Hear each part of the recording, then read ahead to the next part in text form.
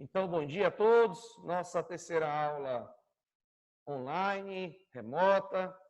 Nós vamos tratar e já compartilho aqui a nossa tela da nossa temática de hoje. Todos estão aí visualizando? Sim. Sim. Então, pronto. Já passamos por essas aulas, né? Direito e religião, o que é ética, direito e moral. Após a direito e moral, fizemos uma aula para trabalho da temática do alienista, que é a questão da ciência, impondo restrições à liberdade do ser humano.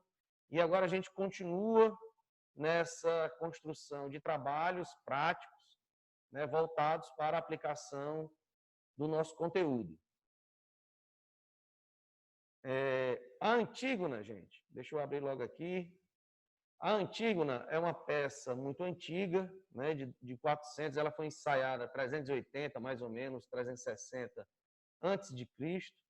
Então, é uma peça muito antiga e é uma peça que tem um conteúdo de excepcional valor, e é por essa razão que a peça Antígona é tão importante e é tão atual nos dias de hoje, ok?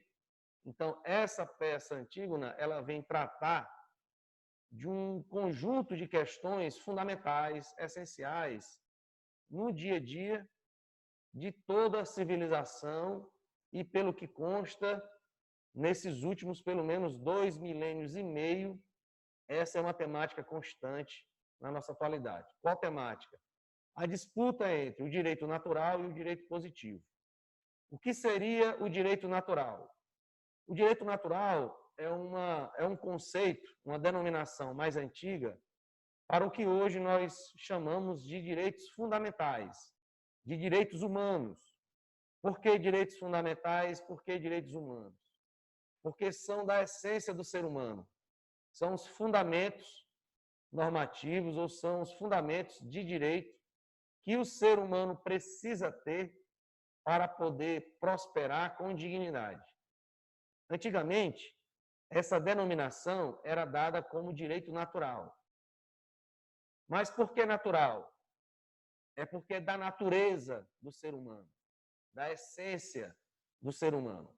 Sem esses direitos, o homem se desnatura de ser humano para passar para outro bicho, que seja porque ele perderia o seu status de dignidade, seu status de valor que é efetivado socialmente através desses direitos. Até aí, tudo bem? Tudo bem? Sim. E o que é que se contrapõe a essa ideia de direito natural, da natureza, o direito essencial, o direito fundamental ou direito humano? Essa perspectiva liga-se muito com aquela nossa aula do mínimo ético. Lembram? Em que a gente tinha círculos que se tocavam ou círculos separados em que um lado estava o direito, o outro lado estava a moral. Lembram-se?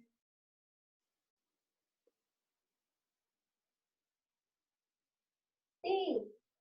Então, assim, se temos essas teorias dos círculos secantes, né, concêntricos, separados, a gente vai lembrar de algumas teorias. Os círculos separados, dentro da teoria kelseniana, Kelsen vai buscar a independência do direito positivo da moral. Ou seja, para ele, o direito é autônomo, ele se autoconstitui, porque ele precisa apenas da decisão do Estado, da decisão do legislador, para não apenas nascer, mas para continuar exercendo os seus efeitos. Tá? Então, o direito positivo, diferente do direito natural, que é antigo, imutável, ele é contínuo e ele se refere à essência, à natureza do ser humano, aos direitos fundamentais, aos direitos humanos. O direito positivo vem para constituir algumas leis, alguns direitos ou muitas leis, muitos direitos para que efetivem ou que tornem realidade, para que isso aconteça no dia a dia na vida das pessoas. Por exemplo, se eu tenho um direito fundamental, né, de personalidade, como imagem, dignidade do nome da pessoa, que vocês estão vendo em direito civil, nós precisamos efetivar esses direitos através de outras leis.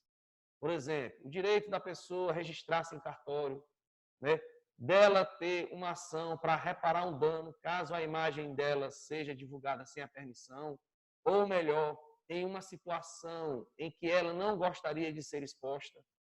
Então, temos alguns direitos fundamentais, ou todos os direitos fundamentais, melhor dizendo, que precisam ser efetivados no dia a dia. E essa efetivação é realizada através de leis, através de códigos criados.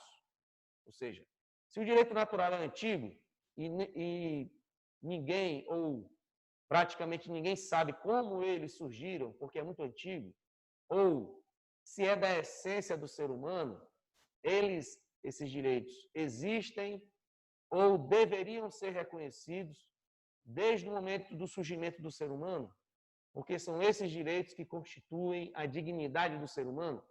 Então, se eu tenho os direitos fundamentais da minha Constituição, vocês estão vendo os princípios fundamentais da Constituição, não estão? Lá em Constitucional 1? Sim. Isso. Então, vocês estão vendo a parte mais, vamos dizer assim, sensível do Código Civil e da Constituição, e essas partes sensíveis vêm para efetivar o que está contido nesses direitos fundamentais, nesses direitos humanos, ou nesse direito natural, da essência do ser humano. E para que eu efetive isso, eu preciso de leis, de códigos, para tornar realidade isso no dia a dia das pessoas. Até aí, ok? Ok. Então, muito clara essa distinção entre direito natural e direito positivo? Sim, agora sim. Tá. Então, essa distinção é fundamental e ela já é muito clara desde essa peça Antígona há 2.400 anos. Ou seja, essa questão já era um problema que deveria ser superado na civilização grega antiga. E a gente sabe isso em razão das peças teatrais que traziam à tona, levavam para a população esse debate.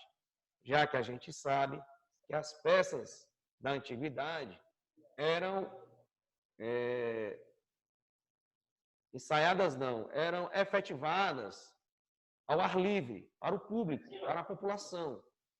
Então, essa arte de altíssimo nível era efetivada para a população comum, a população de Atenas, assistir, presenciar, acompanhar e indagar junto com os personagens esses problemas. Ou seja, isso era uma rotina, era um hábito ou era uma questão diária das pessoas na Grécia, da democracia antiga, da Grécia dessa época. Ok? Ok? Ok. Então, será que nós estamos tão evoluídos em termos jurídicos, em termos sociais, e tão distantes assim dessa Grécia dessa época? Dessa Grécia antiga? Ô, Roberto, Ah, nessa época é como se fosse o começo do direito positivo? não, o direito positivo já existia. Já existia. O direito positivo não é o direito criado, Isso. o direito apresentado Efetivado, né? para a população. Uhum. A gente não teve uma aula sobre direito e religião em que apontava esse Sim, vínculo, mas eles não tinham um debate entre o direito natural e o direito positivo? não é? Eles não tinham o debate entre o direito natural e o direito positivo? Exatamente. Então é como se fosse uma revolução. Era uma transformação, só que a gente tem que pensar, porque é comum a gente esnobar ou nós minimizarmos a importância da antiguidade. Tá? Uhum. Lembra que a gente tinha o Código de Hammurabi. Sim. O Código de Hammurabi é direito positivo. Tá? E ele existia há 2000 anos antes de Cristo. Ah, então já tem direito positivo há muito tempo. Não se sabe, então, quando ele começou. O que nós temos são as codificações colocadas em pedra da civilização antiga. Então, para a gente é muito claro que eles tinham essa concepção muito limpa, entende? Então, Sim. isso era muito, vamos dizer assim, palpável, diário na vida das grandes civilizações. Como a gente tem a Mesopotâmia, né? E ali várias civilizações se sucederam, nós temos um código para estabelecer essa data desse debate antigo. Ok? Ok. E a Antígona é uma peça que vem esclarecer ainda mais. Ó, estão. Isso, já apagou. E essa peça vem para nós porque nós somos devedores da cultura grega e essa peça é muito influenciadora no Ocidente, portanto, influenciadora da nossa cultura. A Antígona é a terceira peça de uma trilogia, tá? Para contextualizar aqui o surgimento dessa peça.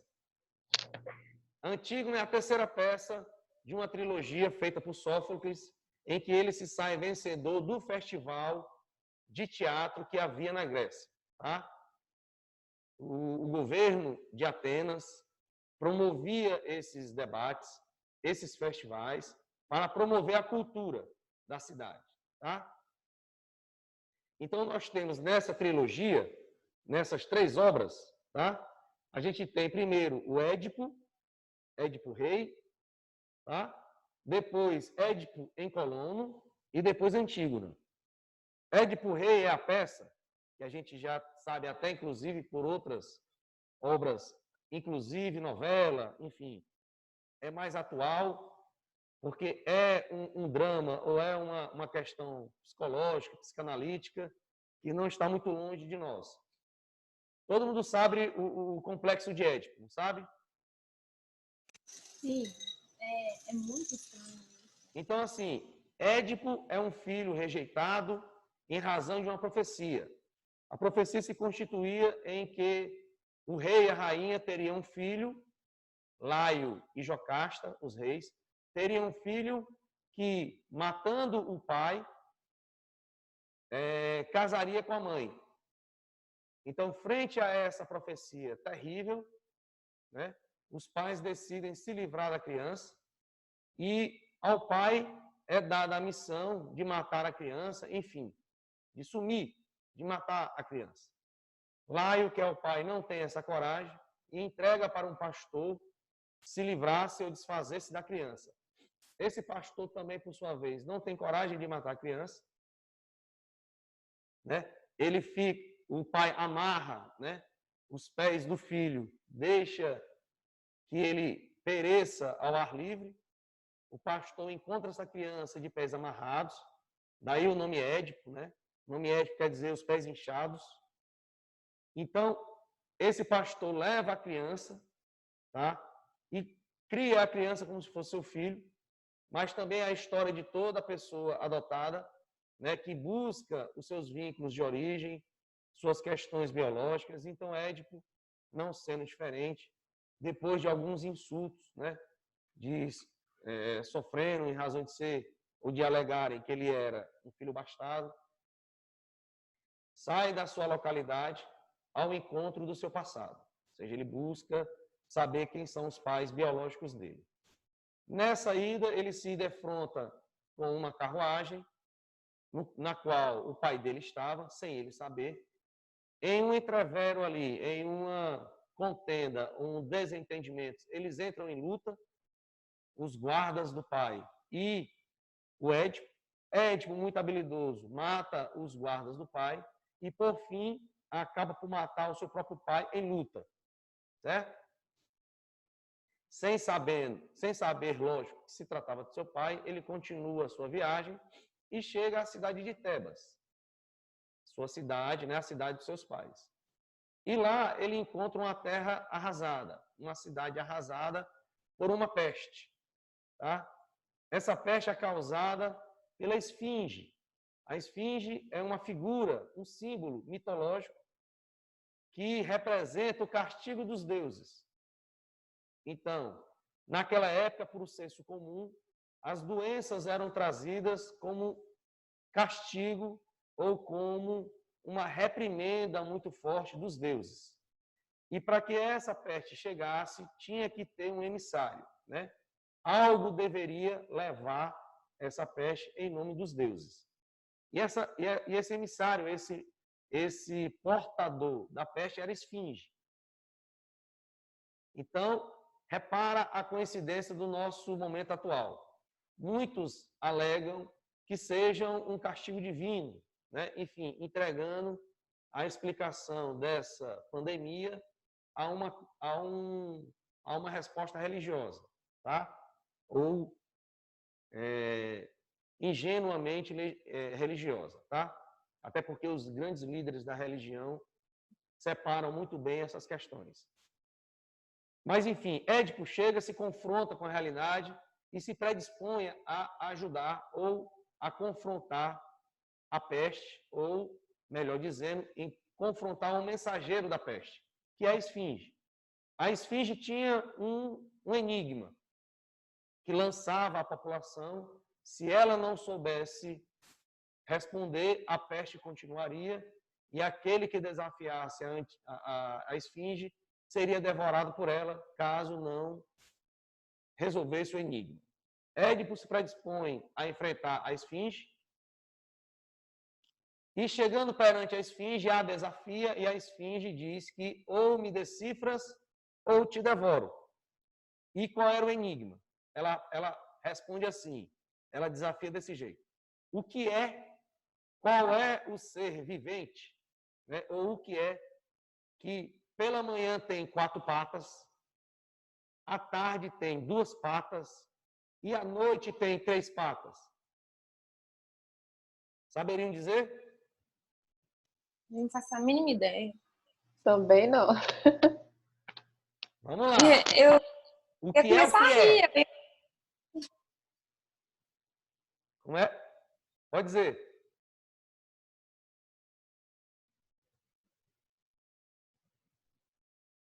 Digam lá. Eu não vou nem arriscar. Vai que alguma coisa me devora. Sei lá, esses deuses aí. O que é? Que de manhã tem 4 patas, né? À tarde tem 2 patas e à noite tem 3 patas.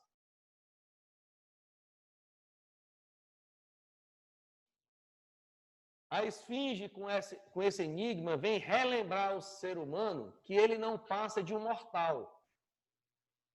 Ou seja, de uma pessoa que de manhã, retratando a sua infância, ela rasteja, ela engatinha. Então, seria o ser humano a resposta. Porque o ser humano, na sua manhã, ou seja, na sua infância, ele rasteja, ele engatinha. Portanto, ele anda de 4, né? À tarde, ou seja, na sua maturidade, ele se ergue para andar com as 2 pernas. Tá? E na velhice, no fim da sua vida ou no anoitecer da sua vida, ele precisa de apoio para andar. Por isso ele anda com um apoio, né? Como se fosse uma outra perna dele, né? Por isso à noite ele andaria de 3 patas. Essa alegoria ou essa invenção mitológica, né, é para relembrar o ser humano que ele não passa, por mais competente, por mais inteligente, por mais avançado que seja, ele não passa de um ser humano, portanto, um mortal, em que tem um começo, um meio e um fim. E, em razão disso, jamais poderiam desafiar as leis sagradas, que são concebidas, né, para a divindade, que é eterna, que é imortal, enfim. São duas esferas, né, de existência separadas, fundamentais para o ser humano, portanto, que ele reconheça a sua fragilidade, as suas limitações, sendo um mortal, portanto, passível de erro, em que ele, por mais astuto ou inteligente que seja, ele pode errar. Ele pode cair em erro, e esses erros serem trágicos, não só para ele, como para os seus, para a sua cidade, para a humanidade. Certo? Até aí tudo bem?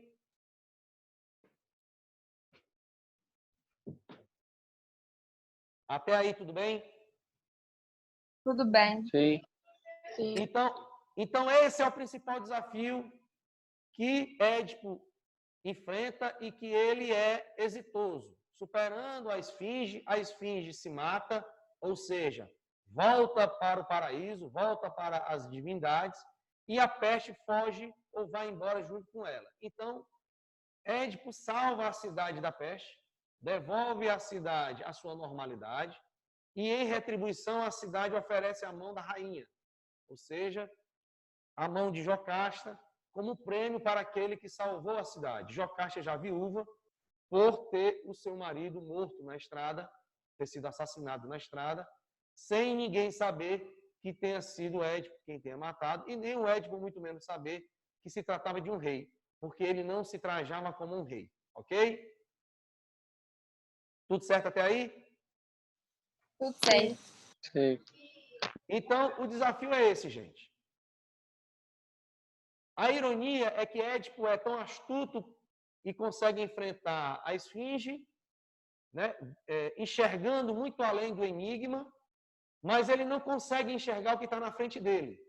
Ou seja, ele não conseguiu enxergar que ele matou o próprio pai e ele não conseguia enxergar que estava casando com a própria mãe. Então, a peça ela já começa com essa ironia trágica para Édipo. Por mais orgulhoso que ele fosse, né, um guerreiro, um astuto, um sábio, capaz de desvendar enigmas, superar problemas e salvar cidades. Ou seja, apesar dele ter uma visão muito abrangente e longa da realidade dos problemas, conseguindo superar e resolver os problemas, ele não consegue enxergar o que está na frente dele. Ele não é capaz de desvendar, de superar o mistério ou o desafio que está à frente dele, fazendo com que ele mate o próprio pai e se case com a mãe. Assumindo o reinado, ele constitui filhos, ou seja, ele tem filhos com a própria mãe, um total de 4, tá? 4, 2 homens e 2 meninas, 2 mulheres. Transcende o seu reinado até que um adivinho chega e revela para ele, né, em uma trágica cena, que ele era o responsável pela morte do pai, de ter casado com a mãe e com ela concebido filhos, por exemplo, e em razão disso, profanando a cama do seu pai, né? Então ele entra em desespero e não só em razão da realidade do que ele fez, mas em razão dele não ter sido capaz de enxergar ou de entender o que estava à frente dele. Então ele fura os próprios olhos, Jocasta se mata, né? E ele sai em exílio, buscando salvação, buscando redenção, estrada fora. Os seus filhos seguem com ele, principalmente Antígona, que fica ao lado dele. Ele vai por cidades afora, buscando acolhida, buscando um templo para que ele possa expiar o seu pecado, as suas culpas, enfim, para fazer a sua trajetória da velhice e receber perdão dos deuses para morrer, enfim, deixar a sua vida e passar para outra vida, tendo expiado, pagado, né, purgado os seus pecados. Isso é o Édipo, a peça Édipo em Colombo, que é o exílio, né, a busca por redenção dele, por purgar os seus pecados. Morrendo Édipo, os filhos homens dele assumem o trono de Tebas, tá? E há uma disputa por esse trono, porque o filho mais velho busca assumir o trono, compartilhando esse trono com seu irmão homem mais novo, e esse revezamento anual acaba produzindo uma disputa. O que assume o trono mais novo não quer devolver o trono ao mais velho, ele é exilado da cidade porque busca confronto com o atual rei, e isso gera uma guerra, tá? o irmão que foi exilado, que tinha direito ao trono, reúne um exército para atacar a cidade de Tebas. Nesse confronto, nessa guerra, os dois irmãos entram em luta direta e acabam um ferindo ao outro e ambos morrem em razão dessa luta patricida. Tá? Então, os irmãos causam a morte um do outro. Morrendo os dois irmãos, Etéocles é o nome de um deles, defendendo a cidade, e Polinices, que era o nome do outro irmão, atacando a cidade. Então, Creonte, que era o irmão de Jocasta, busca assumir e assume o trono, por ser irmão da rainha falecida, e institui a sua primeira lei. Qual é a primeira lei instituída, o édito, o decreto instituído por Creonte? É um decreto, uma lei que proíbe, aliás, é um decreto que, ao mesmo tempo, confere um funeral de honra pública, de honra de Estado ao irmão Etéocles, por ter defendido a cidade, tá? Enquanto um dos irmãos é velado, sepultado, com honras da cidade, ele impõe ao outro irmão que veio atacar a cidade, portanto, reconhecendo esse outro irmão como inimigo, o Creonte impõe, por sua lei, que ele fique insepulto. Então, o irmão que atacou a cidade com o exército, o Polinices, continue sobre a terra, ninguém nele podendo tocar, e ele vai ficar como carniça para as aves de rapina. Tá? Até aí, compreendido? Sim. Sim. Tá, então a gente tem constituído, né, esse quadro trágico. Qual é o quadro trágico? O tio institui uma lei impondo honras fúnebres a um dos seus sobrinhos e, ao mesmo tempo, nega sepultura ao outro sobrinho. Negando sepultura ao outro sobrinho, isso gera uma reação. Qual é a reação? Há o direito sagrado da família enterrar, ou melhor dizendo, não é nem direito, é um dever sagrado dos outros entes da família em realizar honras fúnebres para o morto.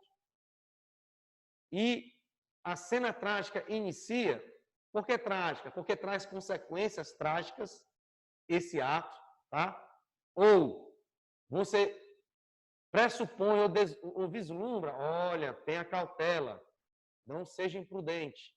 Esse seu ato é muito perigoso, ele vai trazer consequências, vai trazer muitos problemas. Mesmo ouvindo isso, Creonte insiste, é a minha lei e vai ser obedecida. O meu sobrinho que atacou a cidade não vai ser enterrado, vai ficar sob a terra e vai servir de comida aos bichos. Ao fazer isso, ele, enquanto membro da família, nega essa obrigação. Tá? E não só negando a obrigação, ele impõe aos outros membros da família que também sejam proibidos de realizarem esses funerais. Ok? Ok. Tá, então vamos aqui observar a sequência do texto que eu trago, né? Eu extraio algumas partes do texto para que a gente possa acompanhar essa obra e extrair dela as principais partes. Não que essas partes sejam as mais, vamos dizer assim, importantes para o livro. Elas são mais importantes para nós do direito, certo? Então, são partes que têm mais valor jurídico ou que nós podemos utilizar mais intensamente para o direito. Só que a obra é um todo e ela só se faz entender em alto grau se você acompanha a obra do início ao fim. É uma obra curta, tá?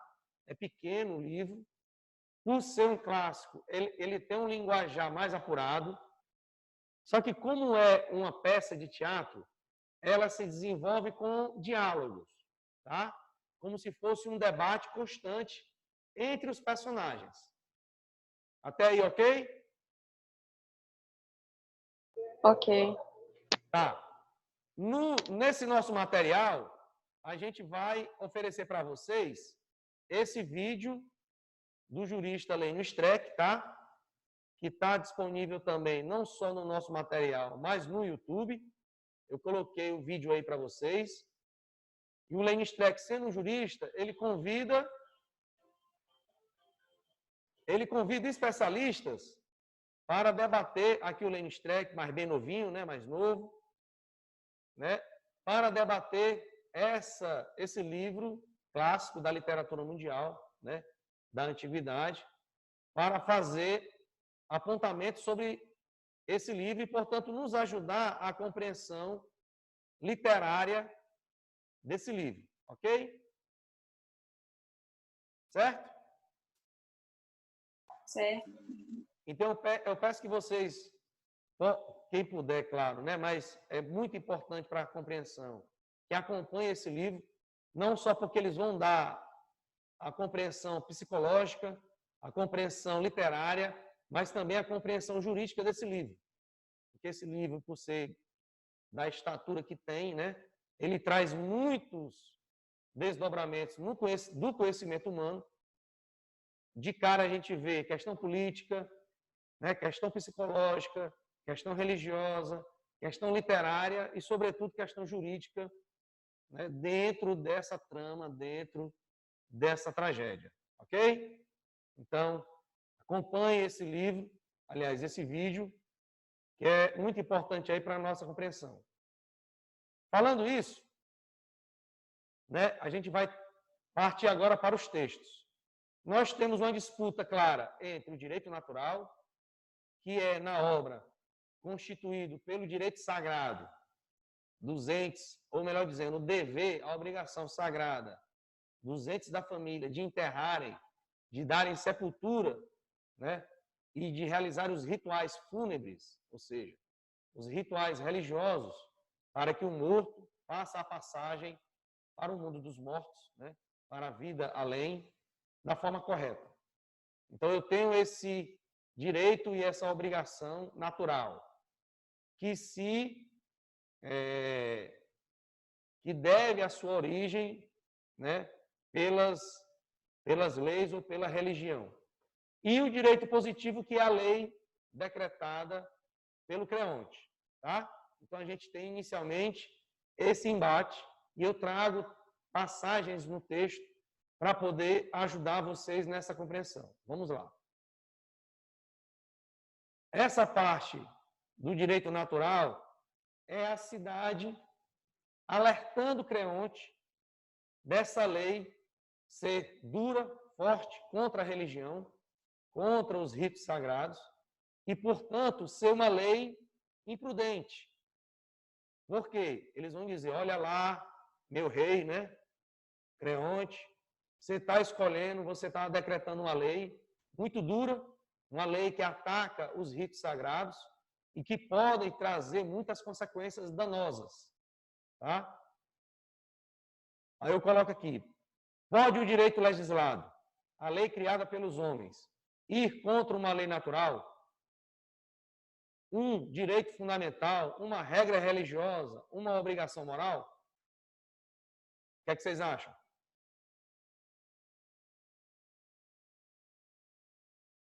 Hein? Ir contra, eu acho que não. Acha que Também não? acho que pode. Porque deveria ter um respeito, né? Como? Eu acho que é fundamental ter o respeito. A gente tem esse problema, né? Uhum. Um direito legislado contra um direito natural. Tá? Uma lei criada pelos homens, uma lei que sempre existiu. Ou, né, uma lei religiosa. Tá? Vamos continuar aqui a nossa tarefa.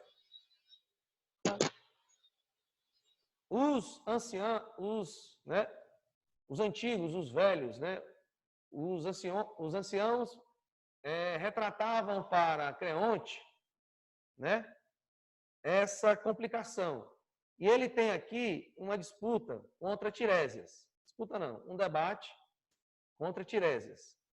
Tiresias é tido na antiguidade como o adivinho, o homem que é idoso e cego. Cego por quê? Porque ele é cego para as coisas do homem e enxerga as coisas divinas. Por isso, os adivinhos da antiguidade normalmente eram cegos. Por quê? Porque simbolizavam que eles estavam cegos para a realidade humana e tinham apenas olhos para a realidade ou para as mensagens divinas. Então, Tiresias vai logo alertando, né? Deixa eu pegar aqui o texto. Eis o que me dizia este menino. Os presságios não se ouviam e os sacrifícios nenhum sinal nos davam. Meu guia é, para mim, o que eu quero ser para os outros. Ou seja, o menino é o guia dele. Então, o que é que o guia dele é para ele? O guia são os olhos dele, né? Que ele não tem. E ele quer ser para os outros os olhos da divindade, né? E esta desgraça iminente é causada por duas resoluções. Os altares da cidade, as aras consagradas aos deuses, estão cheios de pedaços da carne do infeliz filho de Édipo. Eis porque os deuses repelem nossas orações e rejeitam nossos sacrifícios, nossos holocaustos. Não se ergue a chama sobre as vítimas, nem as ases soltam cantos de bom agouro, visto que estão saciadas com o sangue humano. Pensa nisso, meu filho. Ou seja, ele está falando com o rei, né? O erro é comum entre os homens, mas quando aquele que é sensato comete uma falha, é feliz quando pode reparar o mal que praticou. E não permanece renitente. A teimosia produz a imprudência. Então cede diante da majestade da morte. Não profanes um cadáver. De que te servirá matar pela segunda vez a quem já não vive? Quem sabes que sou dedicados a teus interesses, é por minha dedicação que te aconselho. Que pode haver de mais oportuno do que um conselho realizável? Né? E o Creonte responde, né? Ancião, todos vós, como arqueiros, dirizis contra mim vossas setas certeiras. Ou seja, palavras, né? Nem dos adivinhos estou livre. Meus próprios parentes me traem há muito tempo. Pois bem, empanturrai-vos de dinheiro, apoderai-vos de todo o ouro do Sardes e do Indo, mas nunca dareis a esse homem as honras da sepultura. Então, mesmo alertado, Creonte, né, mantém o seu decreto e comete falas imprudentes. Qual é a fala que ele vai dizer agora? Ele diz assim, ainda que as águias de Júpiter, ou seja, do maior Deus, né? Ainda que as águias de Zeus quisessem levar ao trono do Supremo Deus, né? Os restos de o seu corpo, eu, sem receio de tal profanação, não consentirei que o sepultem. Ou seja, o que é que ele diz aqui? O que é que ele profere?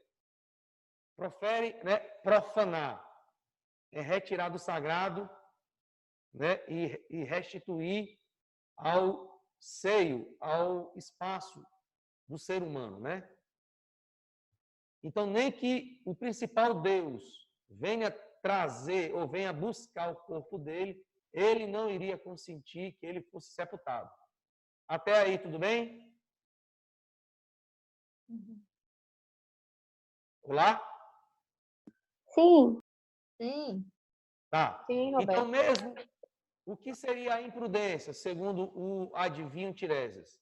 Seria a pessoa, mesmo ouvindo um conselho, mesmo meditando sobre uma má ação que fez, ou que está para fazer, mesmo assim ele continua no erro, e mesmo assim, tendo feito uma ação, ele reafirma essa ação, mesmo, né, provocando uma consequência ou uma reação muito danosa. Então, esse é o primeiro texto, tá?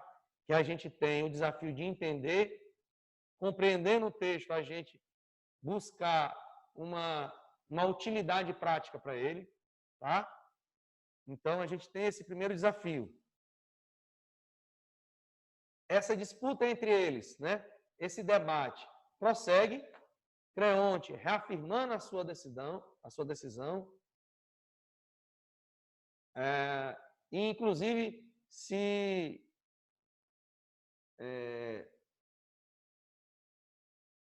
rejeitando de forma veemente esses alertas, né, que o Creonte, aliás, que Tiresias, o adivinho, levava para ele, tá? Então, por fim, Tiresias diz: está bem, sabe, pois, que não verás o sol surgir no horizonte muitas vezes, sem que pagues, com a morte de um de teus descendentes, os resgates de outra morte, pois acabas de pôr sobre a terra uma criatura que vivia na superfície, e a quem indignamente encerraste. Viva num túmulo. Por outro lado, tu retens, longe dos deuses subterrâneos, um cadáver privado de honras fúnebres e de sepultura. Tu não tens o direito de o fazer, nem tu, nem qualquer divindade celeste. É uma inaudita violência a que praticaste. Ele está fazendo referência aqui a Antígona, né?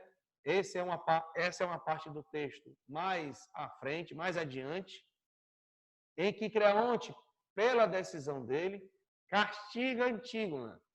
Qual seria a punição da Antígona? A punição da Antígona seria o sepultamento vivo, ou seja, você ser soterrado ou trancafiado em uma sepultura até a morte, tá? Essa era a punição de quem ousasse sepultar aquele cadáver.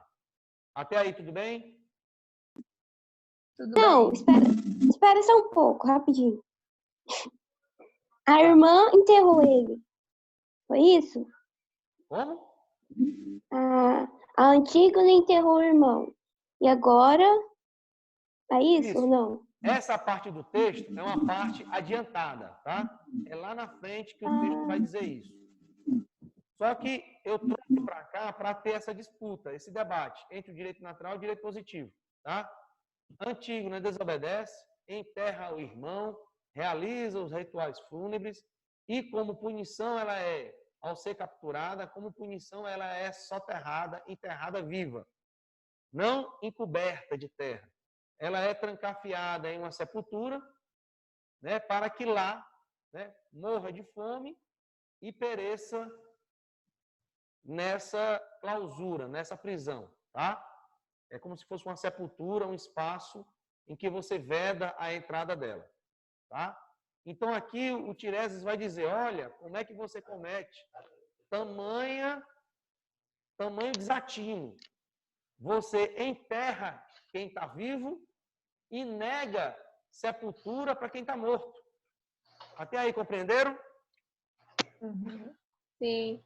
Ô, Roberto, você quer que a gente faça a leitura somente dessa parte ou do livro inteiro? Do livro inteiro, tá? Ah, sim.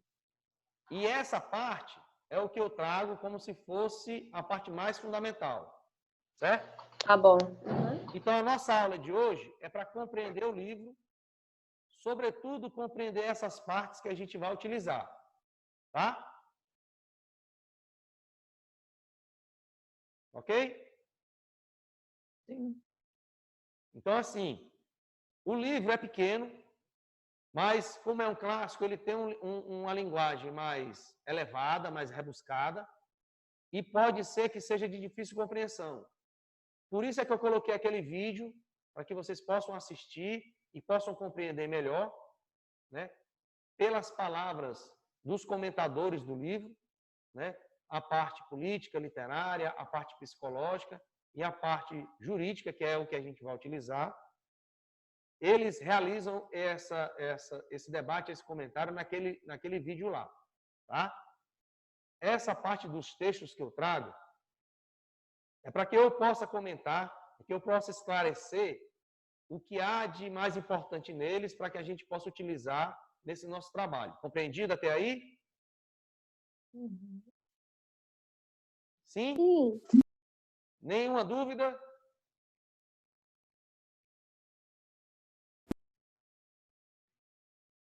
Nenhuma dúvida, gente?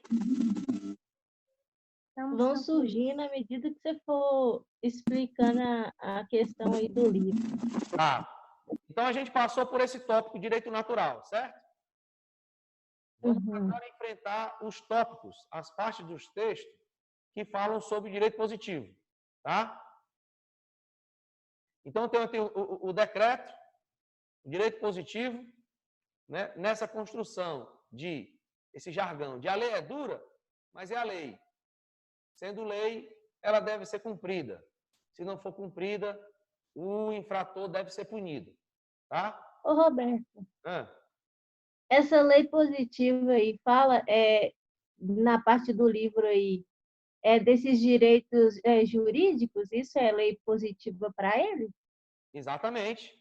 Lembra que o Código de Hammurabi era lei escrita, não era? Lei construída, tá? O direito positivo significa posto, criado, dado, oferecido, né? Porque até então não existia. Então, se ele é criado, é porque antes não existia. A Assembleia pôs a lei, ou impôs a lei. Ela, sendo um direito posto, portanto, um direito positivo. Esse direito positivo aqui é um direito criado. Significa direito criado, direito posto. Tá certo? Existe o positivo, que é o direito criado, tem a religiosa e tem aquela que é modificada pelo homem, não é? A modificada pelo homem é o direito positivo, criada pelo homem. Tá? É o direito criado pela Assembleia, pelo governante, pelo rei. São as leis que o Congresso criam, ou que ele está criando nesse momento de pandemia, de quarentena, de forma, inclusive, rápida. Então, é direito positivo. Direito positivo é o direito criado. Tá? Quando você fala de direito natural, você fala de direito da essência, da natureza do ser humano. Por isso, ele deve ser reconhecido. Hoje em dia, com o amadurecimento desses conceitos, dessas ideias jurídicas, nós temos praticamente todo o direito natural positivado. Como assim, professor? Eu não tenho os direitos fundamentais, os direitos humanos colocados na Constituição? Sim. E a Constituição não foi criada?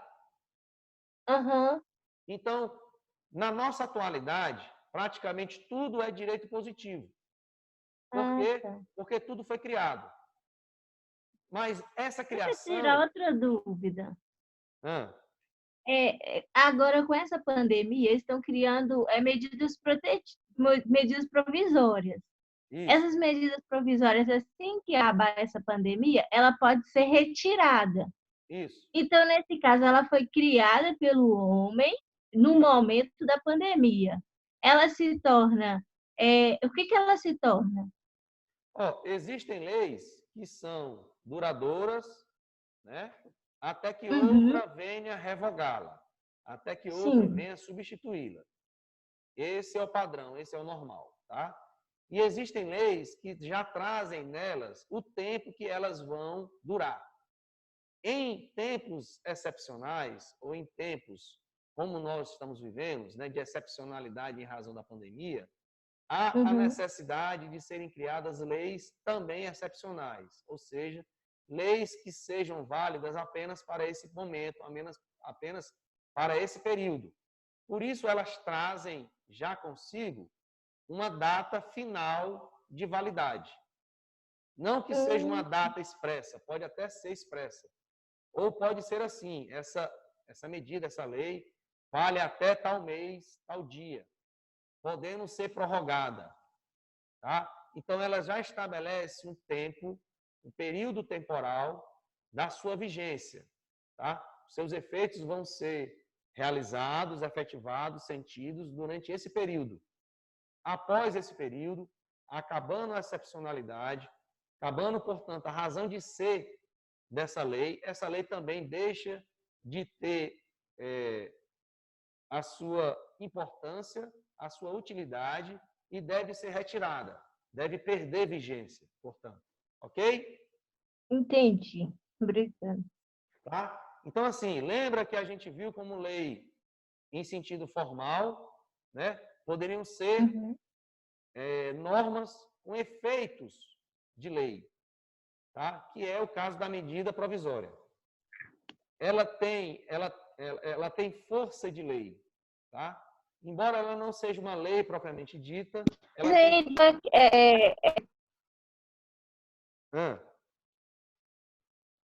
Então é direito positivo? É porque é criado, né? Aham. Só que a gente lembra que a gente viu na nossa aula sobre o conceito de lei, sobre diferenças de lei em sentido formal e em sentido material, né? Ou seja, lei em sentido estrito, lei em sentido amplo. Lei em sentido amplo são as normas que têm efeito ou força de lei. Exemplo, medida provisória. Lei em sentido estrito são as leis criadas pelo parlamento, tá? São as leis propriamente ditas. É por isso que a medida provisória do presidente precisa passar por aprovação do parlamento para virar lei, ou seja, deixar de ser medida provisória para virar lei, ok? Entendi. Tá, então vamos aqui nessa nossa parte do slide para que a gente possa retirar do texto essa complicação do direito positivo, como mesmo sendo uma lei dura, uma lei às vezes injusta ou acusada de ser injusta, ela mesmo sendo acusada de ser dura, de ser injusta, ela trazer consigo a obrigação de ser cumprida, sob pena, né, de ser, da punição que ela traz ser aplicada. Vamos lá. Eu tenho aqui a parte do édito, do decreto, e eu tenho a parte aqui da infração. Vamos lá. O Creonte fala, né? Cidadãos, os deuses, depois que esta cidade foi rudemente abalada por um vendaval, ou seja, por uma epidemia, né? Deram-nos a segurança e a calma. Fostes aqui reunidos por meus arautos, porque sempre venerastes o trono de Laio, que era o pai do Édipo. Bem assim, durante o reinado de Édipo, e mesmo após sua morte, conservastes constante fidelidade a seus filhos, visto que estes filhos, por um duplo destino, pereceram no mesmo dia, ferindo os ambos por suas próprias mãos criminosas. Cabe-me ocupar o trono e exercer o poder dos que já não vivem, pelo direito que me advém do parentesco que a eles me ligava. Ora, é impossível conhecer a alma, o sentir e o pensar de quem quer que seja, se não vimos agir com autoridade aplicando as leis. Em minha opinião, aquele que, como soberano de um Estado, não se inclina para as melhores decisões e se abstém de falar, cedendo a qualquer temor, é um miserável. Quem preza um amigo mais do que a própria pátria, esse merece desprezo. Que Júpiter, que tudo vê, saiba que não me calarei se vir a ruína, e não o bem-estar de nosso povo. E jamais considerarei meu amigo quem for um inimigo do meu país.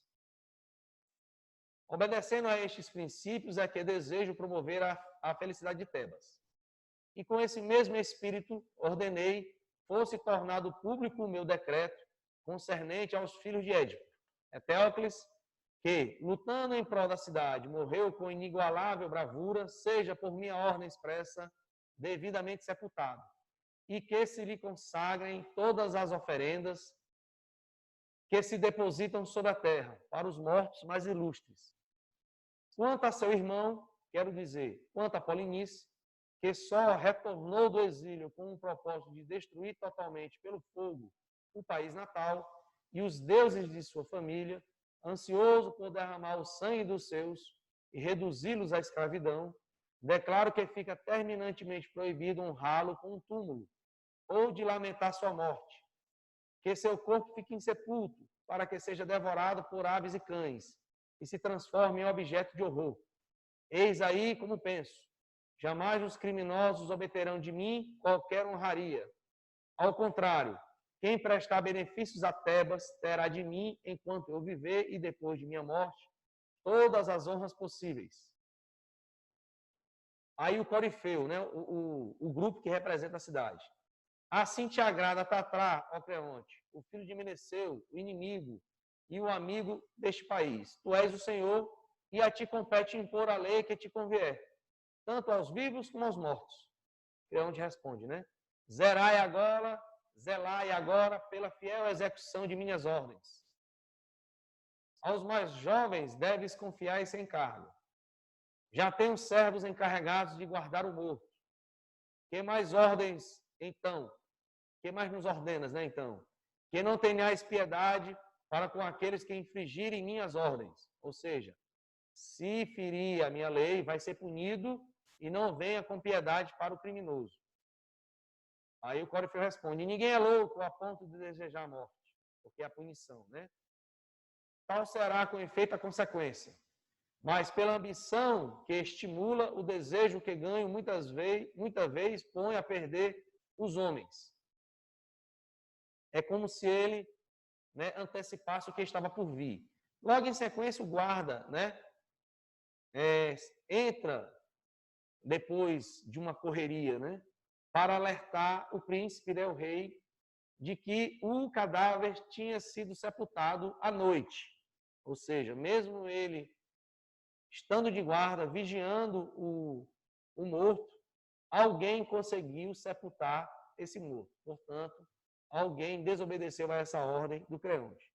O guarda prossegue. Príncipe, eu não direi que o ardor me fatigou, nem que me apressei em vir ter aqui. Muitas vezes em caminho, hesitante, parei a fim de refletir e me voltei, disposto a desistir. Meu espírito a mim mesmo dizia, por que vais, desgraçado? Aonde serás castigado assim que chegares?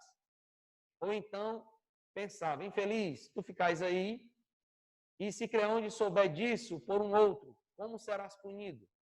Assim pensando, retardei-me num percurso que me pareceu longo. Resolvi, por último, vir de qualquer forma, e posto que pouco tenho a dizer, falarei seja como for. Chego animado pela esperança de que nada me acontecerá que não seja a vontade do destino. O Creonte responde. Mas que é que te causa tanta perturbação? O guarda revela, né? Antes de tudo, quero declarar-te o que me diz respeito. Não fui eu que fiz a coisa. Não sei quem a fez. E, portanto, não é justo que eu sofra um menor mal. Então, o guarda, temeroso, né? Deixa eu voltar aqui para a gente. O guarda temeroso em revelar que falhou na vigia, falhou na guarda e que sepultaram, mas que não sendo ele quem sepultou, não deveria ser ele punido. Até aí, ok? Ok. Então, a gente tem aí a lei instituída e a infração cometida. Não se sabe, nessa parte do texto, quem cometeu o crime. Creonte ordena que se investigue quem foi e, logo após, se descobre que foi Antígona. Tá? Daí a Antígona ser levada à frente de Creonte para responder o seu crime. Mas antes da Antígona realizar o seu ato contra a lei, ela tem um embate com a irmã dela, um debate com a irmã dela. Sendo uma obrigação religiosa, então as duas irmãs tinham a obrigação de sepultar o irmão morto. Ok? Uhum. Tá, vamos lá. Então aqui, qual a obrigação a cumprir? A lei antiga da família, da consciência, as regras religiosas, que era defendida, né? A lei antiga, a lei religiosa pela Antígona, certo? Ou, como defende a irmã dela, a Ismênia, como a Ismênia vai falar, né? Não, para ela o que deve ser obedecido é a lei passageira do Estado, a lei decidida pelo legislador. Portanto, o que deve ser decidido é a lei, o decreto do Creonte, certo? Vamos lá para o texto. A Antígona fala, certamente, pois não sabeis que Creonte concedeu a um de nossos irmãos e negou ao outro as honras da sepultura? Dizem que imunou a Etéocles, ou seja, preparou, né, banhou, untou de óleo o corpo de Etéocles para a sepultura, como era de justiça e de acordo com os ritos, ou seja, os ritos religiosos, assegurando-lhe um lugar condigno entre os mortos. Ao passo que, quanto ao infeliz Polinice, ele proibiu aos cidadãos que encerrem o corpo num túmulo e sobre este derramem suas lágrimas. Ou seja, nem chorar pelo morto você podia. Quer que permaneça insepulto, sem homenagens fúnebres e presa de aves carniceiras. Tais são as ordens que a bondade de Creonte impõe a mim, como também a ti. E eu afirmo, ele próprio virá a este sítio comunicá-las, a quem ainda as ignore. Lembra que aquela parte da nossa aula que dizia sobre a etimologia da palavra lei, sendo sobre a leitura, a comunicação, a publicação dessa lei, para que essa lei seja não só conhecida, mas obedecida, lembram-se disso? Então, ela pega esse entendimento nessa parte. Ele próprio virá a este sítio comunicá-las a quem ainda as ignore. Tá? Disso faz ele grande empenho e ameaça a quem quer que desobedeça, de ser apedrejado pelo povo. Tu ouviste o que eu te disse. Virá o dia em que veremos se tem sentimentos nobres ou se desbem. Aí já foi. Hein, Roberto? Essa parte aí ele já quis colocar a parte religiosa, não? Exato. Não é esse debate que a Ismênia trava, ou o debate que a Ismênia tem com a irmã Ismênia. Aliás, a Antígona tem com a irmã Ismênia. A Antígona Por quê? A Antígona acabou de falar, tá? Porque na parte religiosa aí, de que não cumprir, vai ser apedrejados. É naquela questão de, eu acho que é Maria Madalena, que quando ela foi apedrejada, por ser uma pecadora, prostituta, não é? Isso. Semelhança? Isso.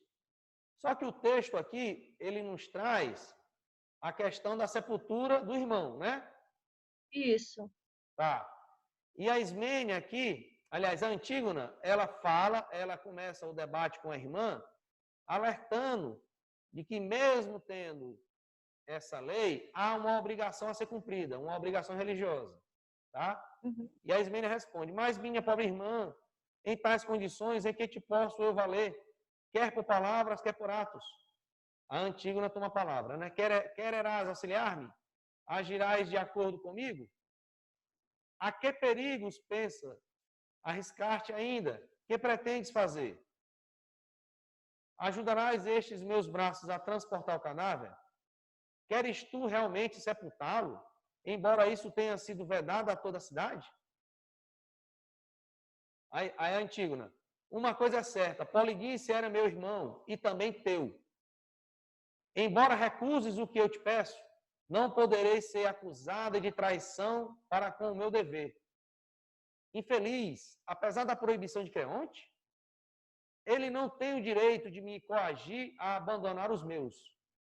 E a Ismênia, que é a defensora aqui, nesse caso, do direito positivo, né, vai responder, ai de nós, pensa, minha irmã, em nosso pai, como morreu esmagado pelo ódio e pelo opróbrio, quando, inteirado dos crimes que praticara, arrancou os olhos com as próprias mãos, e também sua mãe e esposa, visto que foi ambas as coisas, que pôs termo a seus dias com um forte laço, ou seja, enforcado, né?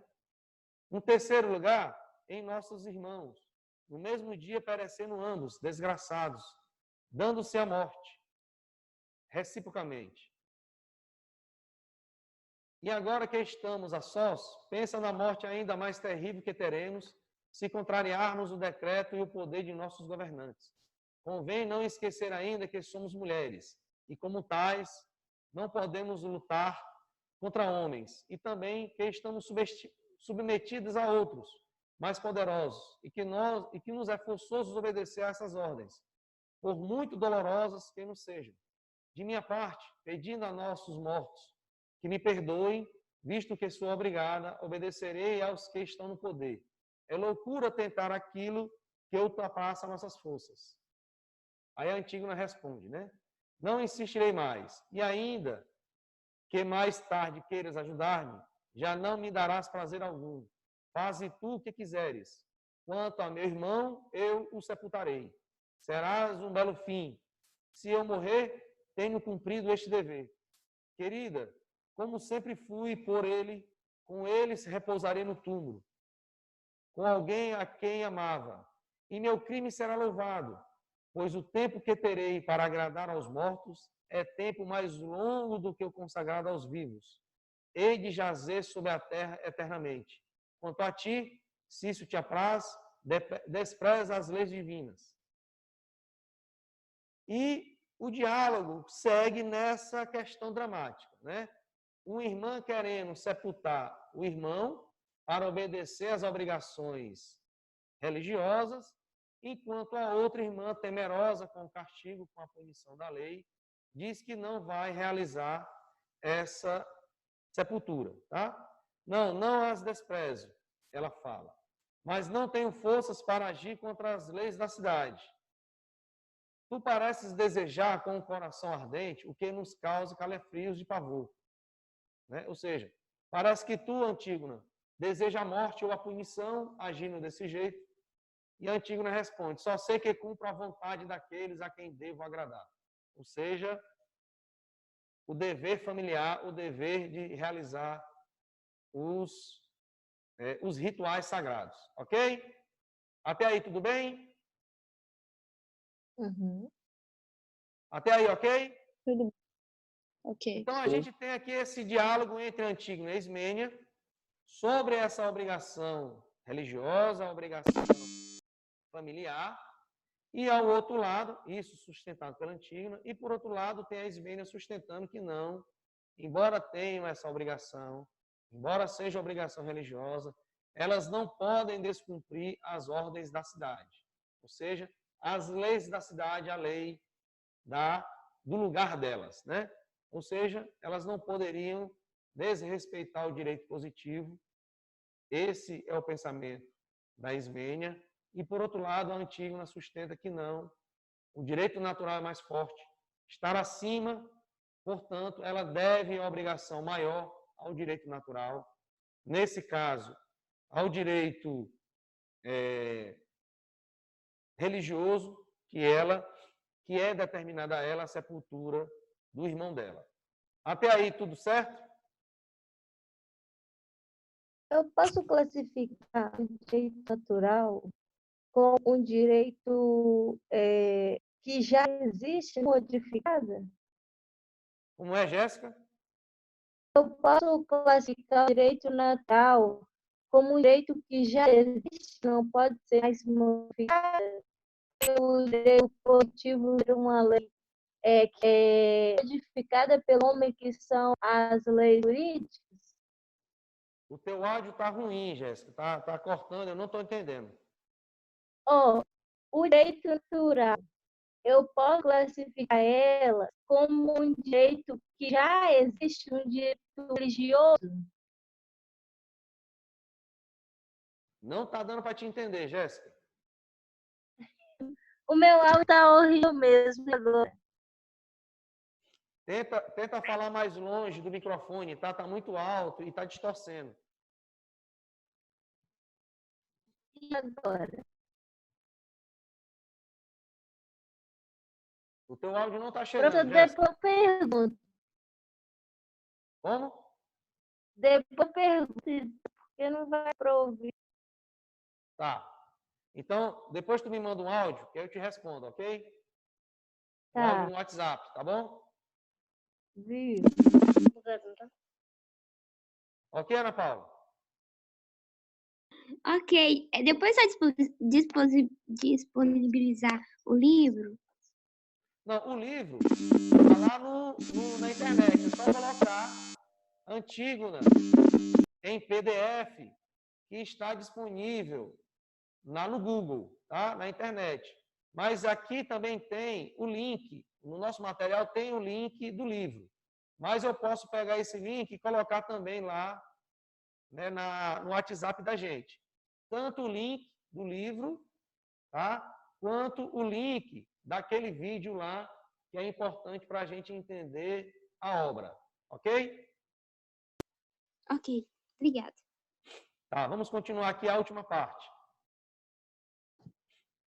Então, essa última parte aqui vem trazer as questões em torno do texto sobre o diálogo, né, o debate que Creonte trava com Antígona.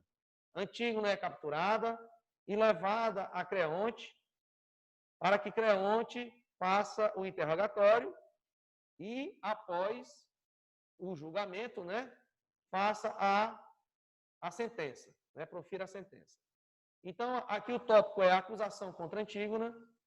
Essa parte inicial é o interrogatório do Creonte e a parte final aqui desse texto, a confissão realizada por Antígona.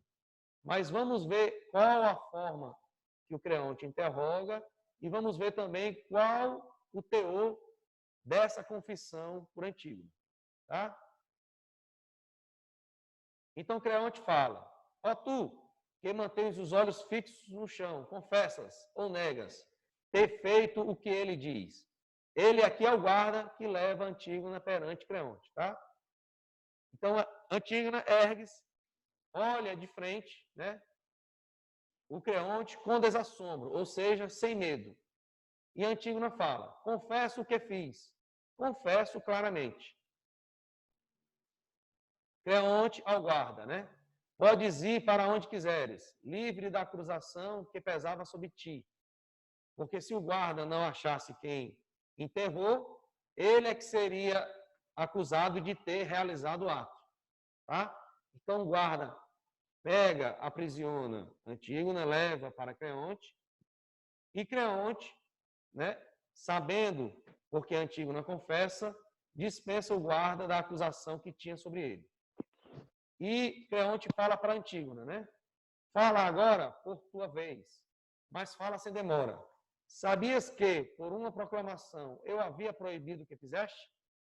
Ou seja, aquela parte lá da etimologia da lei, da nossa aula, que coloca como etimologia da lei a leitura, ou seja, ler a lei escrita para que ela seja conhecida. Lembram dessa aula? É ler, legere e ligare? Uma coisa assim? É, uma das etimologias dadas à lei é a leitura, ou seja, a obrigação de proclamar. É por isso que o Creonte fala em uma proclamação. Ou seja, ele institui o decreto por escrito, e esse decreto, para valer, para iniciar a obrigação, ele precisa ser proclamado. Ou seja, ele precisa ser lido, ele precisa ser anunciado. Ok? Ok. E ele fala: eu proclamei, houve leituras da lei que eu criei. Eu havia proibido o que fizeste. E a Antígona responde: sim, eu sabia. Por acaso poderia ignorar se era uma coisa pública? Então aqui é um resgate de como na antiguidade isso era muito claro. Para que uma lei não só exista, para que uma lei, né, para surtir os seus efeitos, ela tinha que ser escrita e deveria ser lida, deveria ser publicada, deveria ser proclamada, ou seja, deveria ser levada ao conhecimento público. Então, se ela foi levada ao conhecimento público, ela já pode iniciar os seus efeitos, valendo, portanto, e obrigando os demais, sob pena de serem punidos. Tá? Então, esse diálogo aqui do Creonte com Antígona traz essas questões, esses conceitos que a gente já viu nas aulas passadas e deixa isso muito claro. Então, a lei não só deveria ser escrita, ela deveria ser proclamada, deveria ser lida para se tornar pública. E só assim os seus efeitos deveriam ser efetivados, iniciando-se a sua validade, portanto, e assim todos deveriam cumpri-la. Por que deveriam cumpri-la? Porque ela já se tornou pública. obrigando a todos. Até aí, ok? Tranquilo. Ô, professor, deixa eu perguntar ao senhor. Então, nosso próximo trabalho, esse trabalho, ou o senhor ainda vai explicar ele nessa aula? Vou Qual que é nessa a gente nossa aula fazer? para que a gente entenda o tema, certo? Ah, tranquilo. E a aula de amanhã, lembrando-me aqui, que amanhã, dia 3 de agosto, é feriado em Contagem. Amanhã não vai ter aula, não? Pois é, eu posso fazer a aula, né, para a gente não ter esse prejuízo, para que vocês ou acompanhem na hora, ou eu possa disponibilizar a aula no YouTube e através do link vocês receberem a explicação dessa aula posteriormente. Pode ser? É porque eu não sabia que era feriado em Contagem, não, que eu não moro aí. Mas aqui, deixa eu falar uma coisa com o senhor. Amanhã, na aula do Júlio, ele vai explicar pra gente a forma. Eu não sei se ele chegou a comentar com o senhor essa questão da divisão de temas. E ele até então ia fazer a aula amanhã falando os temas pra gente fazer o mini artigo, conforme ele combinou com a gente terça-feira. Aí será que vai manter essa aula? Não vai? Pois é, como é uma aula, aliás, como é feriado em Contagem, em tese não haveria aula, tá? Só que como a gente está em aula remota, isso não impede que vocês querendo, tá? Eu realize a aula, ok? O que eu não poderia era impor a aula em razão do feriado. Mas se vocês concordarem, amanhã eu dou a aula tranquilamente, tá? E para aqueles que não comparecerem em razão do feriado, porque assim, o feriado agora perdeu a razão de ser. Porque todo mundo está em casa. Já está sendo feriado todo dia, né? Pois é, porque, em tese, só as pessoas que estão trabalhando remotamente, tá? Que estão indo aos seus trabalhos, essas pessoas não. Num feriado, pelo menos em tese, elas poderiam descansar em casa, ficar em casa. E é essa a razão de um feriado desses, porque se trata de um feriado religioso, tá? Então, a ideia do feriado religioso é você guardar, né, esse dia em casa, com a família, para reflexão, enfim, você ficar guardado. Mas na quarentena, todos estamos guardados, tá? Então, assim, em tese, a razão do feriado perdeu o sentido. Porque todos estando em casa, né, eu até buscaria realizar a aula para que a gente não tivesse prejuízo nenhum na construção desse trabalho. Só que como é um feriado e eu não poder obrigar, o que é que eu vou fazer? Eu vou fazer a aula para quem quiser, eu vou fornecer o link do vídeo baixado no YouTube para que a gente possa entregar o trabalho na quarta. Ou seja, para que a gente tenha mais tempo para entregar o trabalho, ok? É isso que eu estou pensando, porque até então o Júlio marcou para o dia 24 a entrega do mini artigo. E aí, quanto mais rápido ele falasse o tema para a gente, mais tempo nós teríamos para realizá-lo, entendeu? Entendi. Mas então, assim, ó, a gente marca a entrega do texto e dos vídeos sobre a questão da Antígona para quarta-feira, tá? Ok. Pode ser? Pode. Melhor dizendo, vamos fazer dessa. A gente marca a entrega do texto e do vídeo, tá, sobre a Antígona até a próxima aula. Ou seja, até quinta-feira de manhã. Ok. Beleza? Ok. Todo mundo aí ciente? Aí o seguinte, Roberto, aí é novamente fazer a relação do direito com o texto e a atualidade. Vamos voltar lá para o nosso slide, tá? Tranquilo. Então, fazendo essa observação quanto à característica da lei, né, que tem que ser escrita, tem que ser proclamada, para que seja de conhecimento público e sendo coisa pública, de conhecimento público. Então, seja exigível, né, seja obrigatório para todos, e, em razão disso, todos devem cumpri-la, porque ela já está valendo, e valendo, ela já pode também surtir os efeitos da sua punição. E o Creonte indaga ainda, e apesar disso, tiveste a audácia de desobedecer a esta determinação? E Antígona fala, sim, porque não foi Júpiter, ou seja, o Deus Todo-Poderoso, né, que a promulgou. E a justiça, a deusa que habita com as divindades subterrâneas, jamais estabeleceu tal decreto entre os humanos. Nem eu creio que teu édito tenha força bastante para conferir a um mortal o poder de infringir as leis divinas, que nunca foram escritas, mas são irrevogáveis. Não existem a partir de ontem ou de hoje. São eternas, sim. E ninguém sabe desde quando vigoram. Tais decretos, eu, que não temo o poder de homem algum, posso violar sem que por isso, e aí ela continua, me venham a punir os deuses. Que vou morrer, eu bem sei, é inevitável. E morreria mesmo sem a tua proclamação. E se morrer antes do meu tempo, isso será para mim uma vantagem, devo dizê-lo. Quem vive como eu, no meio de tão lutuosas desgraças, que perde com a morte. Assim, a sorte que me reservas é um mal que não se deve levar em conta. Muito mais grave teria sido admitir que o filho de minha mãe jazesse sem sepultura. Tudo mais me é indiferente. Se te parece que te cometi um ato de demência, talvez mais louco seja quem me acusa de loucura. Ok? Compreendido aí? Essa parte final? Sim.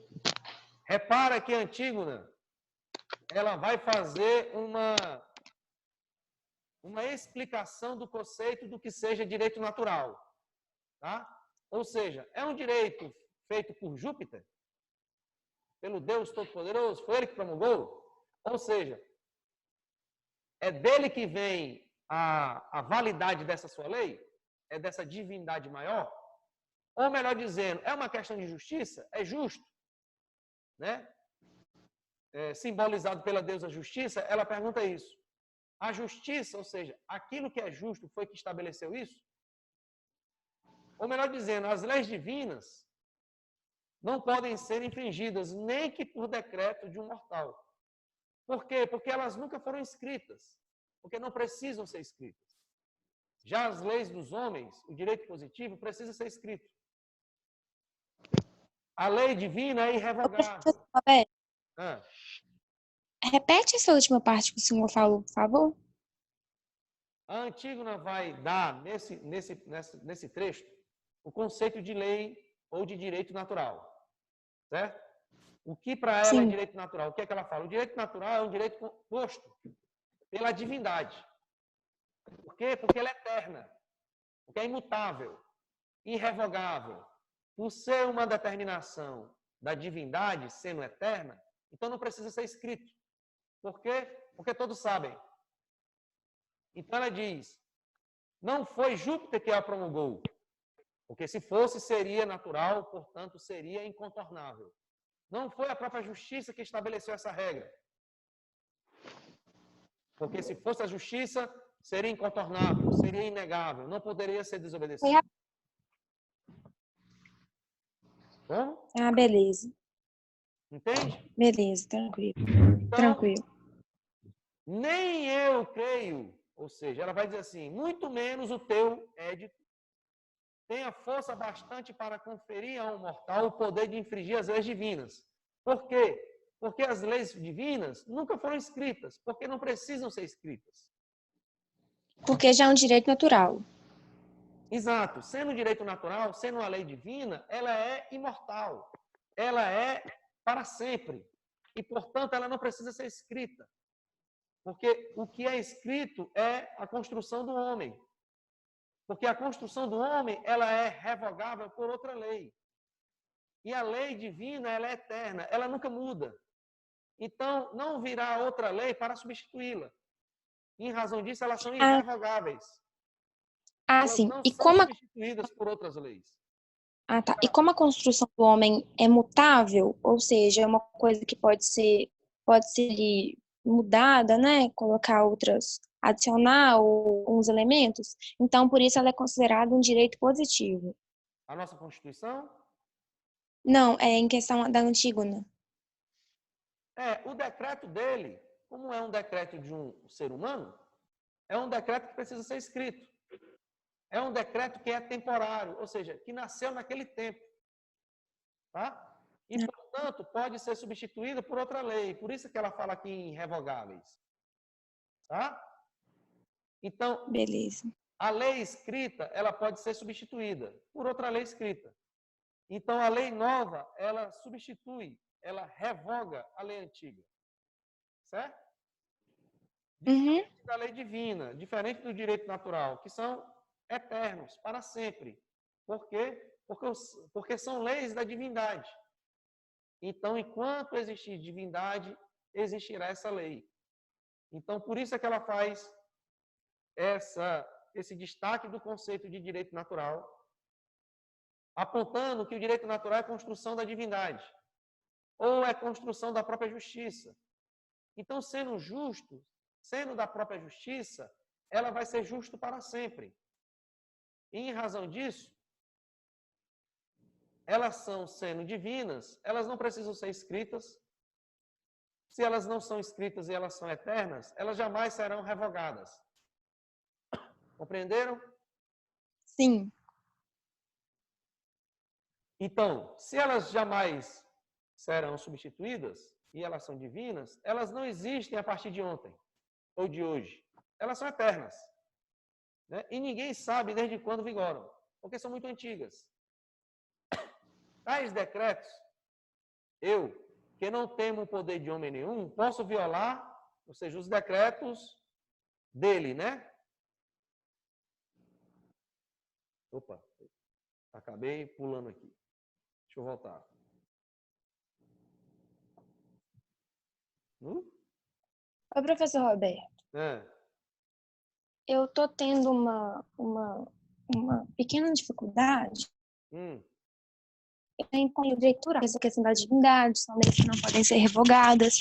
Isso está muito claro para mim na peça da Antígona. Tá. O que eu tô com dúvida é a questão do direito positivo. Onde vai Antígona? Você pode voltar meu texto aí, por favor, para me dar um exemplo? Voltar o texto? Isso, só para o senhor me dar um exemplo, para me clarear mais. O texto da própria Antígona, né? Você fala o texto da Antígona? Isso. Tá. Então, essa parte completa aqui é que ela faz o confronto do direito natural com o direito positivo, tá? Sim. Então, ela fala assim, ele desafiou, quer dizer que mesmo tu sabendo que era proibido, você teve a audácia de descumprir? Ela, sim, porque não foi Júpiter. Aí ela fala o conceito do direito natural, né? Não foi Júpiter que a promulgou. E a justiça, a deusa que habita com as divindades subterrâneas, jamais estabeleceu tal decreto entre os humanos. Nem eu creio que teu édito, ou seja, nem ela acha que a lei dele tenha força bastante para conferir a um mortal o poder de infringir as leis divinas. Ou seja, ela vai dizer que a lei dele não é capaz de fazer com que um ser humano desobedeça a lei divina. Porque se desobedecer a lei divina, a pessoa será castigada pelos deuses. Certo? Sim. Sim. Então, ela fala que a lei divina, que nunca foram escritas, e são irrevogáveis. Ou seja, nunca será substituída por outra lei. Não existem a partir de agora, que é o direito natural, né? Ou de hoje. Elas são eternas. Sim. E ninguém sabe desde quando vigoram, porque são muito antigas. Tais decretos, ou seja, os decretos da divindade, eu, que não temo o poder de homem algum, tais decretos, não. Né? Caso eu possa violar, sem que por isso me venham a punir os deuses. Então, o direito natural, as leis divinas, elas são com certeza punidas pelos deuses. Não há escapatória.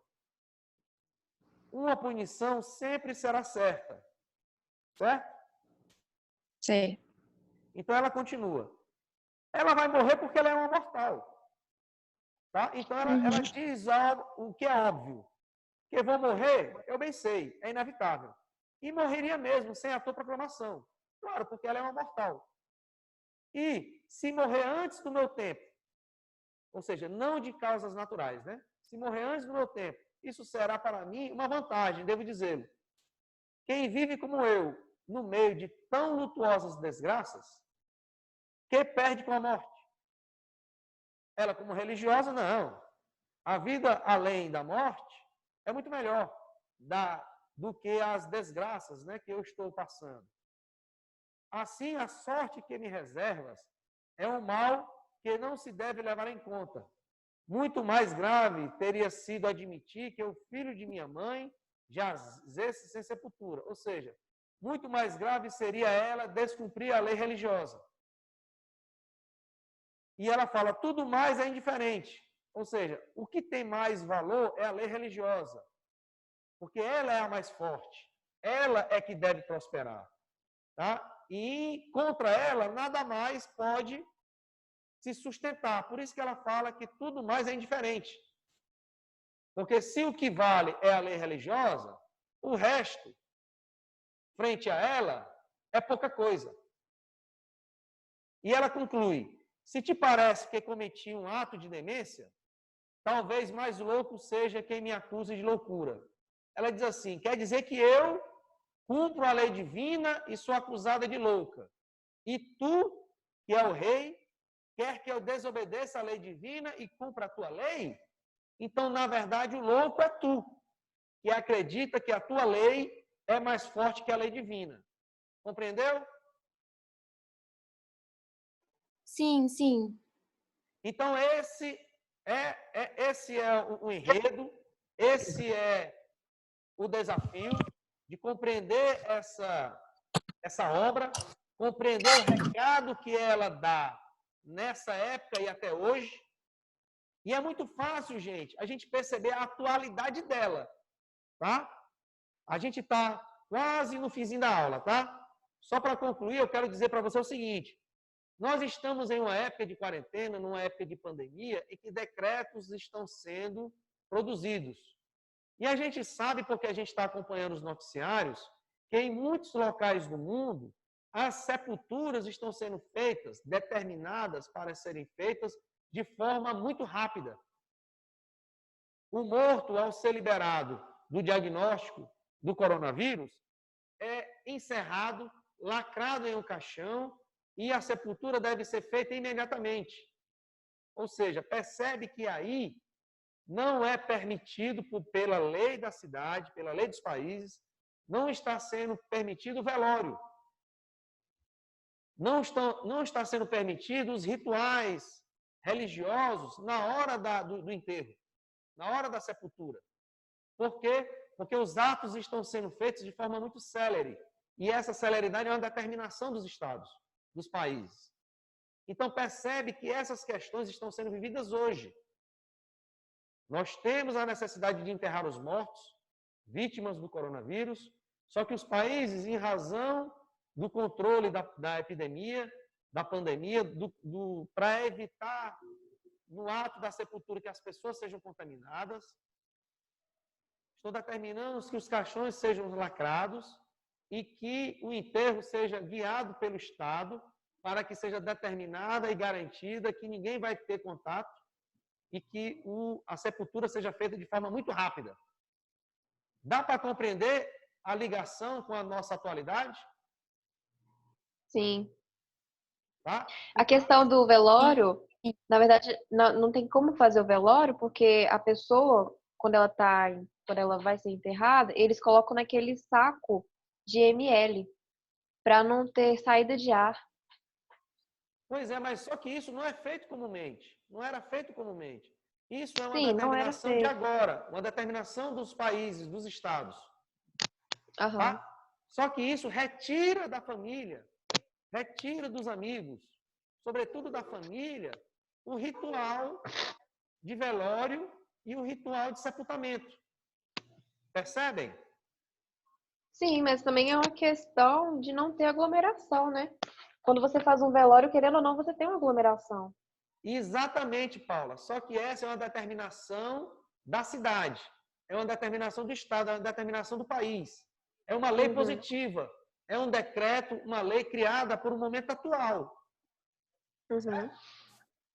Só que essa lei, de uma certa forma, retira a normalidade do ritual religioso, do velório e da sepultura. Certo? Sim. Então, de alguma forma, a gente vê a questão tratada na Antígona vivenciadas hoje.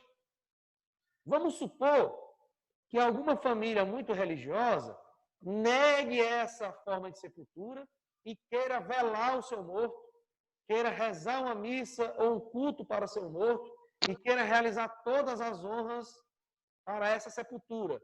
Como é que ficaríamos? Não teria nem como, porque até para você querer fazer uma visita à pessoa que está contaminada, você não pode chegar perto. Na verdade, acho que não pode nem entrar na ala. Mas percebe que não pode chegar perto, não pode entrar na ala, em razão de uma lei atual, de uma lei criada, de uma lei positiva, que impõe as observações em razão da pandemia, em razão das infecções. Ok?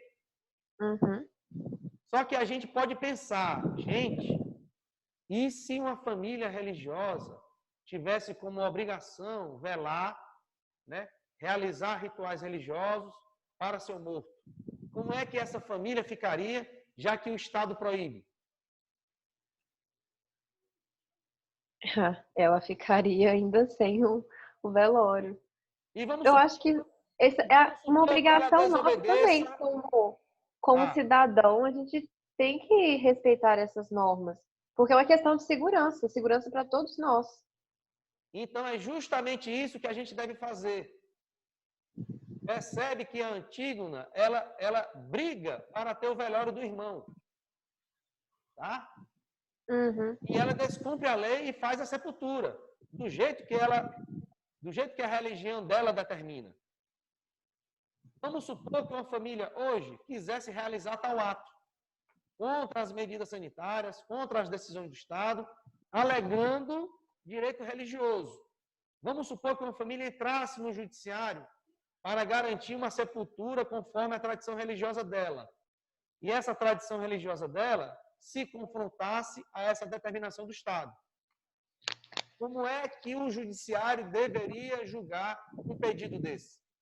Ele deveria dar preferência ao direito positivo, ao direito aos decretos construídos para a atual situação de pandemia, ou ele deveria dar razão à obrigação religiosa da família, respeitando o direito religioso e fazendo com que essa família tivesse o direito de sepultar o seu ente conforme a tradição religiosa dela. Então, o judiciário decidiria como? Ou como o judiciário deveria decidir? E mais, qual seria o fundamento, a justificativa do judiciário em negar esse direito religioso à família e fazer valer esse decreto do Estado, essa lei do Estado para a realização dessas sepulturas sem velório e uma sepultura sendo feita com os cuidados, caixão lacrado, para que a sepultura seja feita rápida. Compreendeu aí? Então, esse é o nosso desafio. É um desafio mesmo, hein? Então, percebe que o livro Antígona é mais atual do que nunca. Esse livro, gente, foi feito em 360, 340 antes de Cristo. Então, é um livro que tem mais ou menos 2.400 anos. E ele é mais atual do que nunca. Poderíamos desafiar um juiz que recebesse um pedido de uma família religiosa, alegando o direito religioso para realizar os rituais fúnebres. E o juiz se depara com a proibição dessas leis, dos decretos, que impedem essa sepultura. Aí o seu desafio é dizer como o juiz deveria decidir, utilizando como um socorro, né? Como um auxílio, o livro Antígona. Entenderam? Uhum.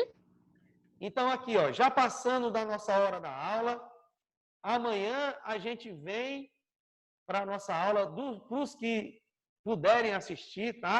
A gente vai acertar isso no WhatsApp. Então, amanhã vai ser dúvidas e o que é que eu vou ter que fazer nesse trabalho, ok? Ótimo. Ok. Tudo Ô, ok Roberto. aí?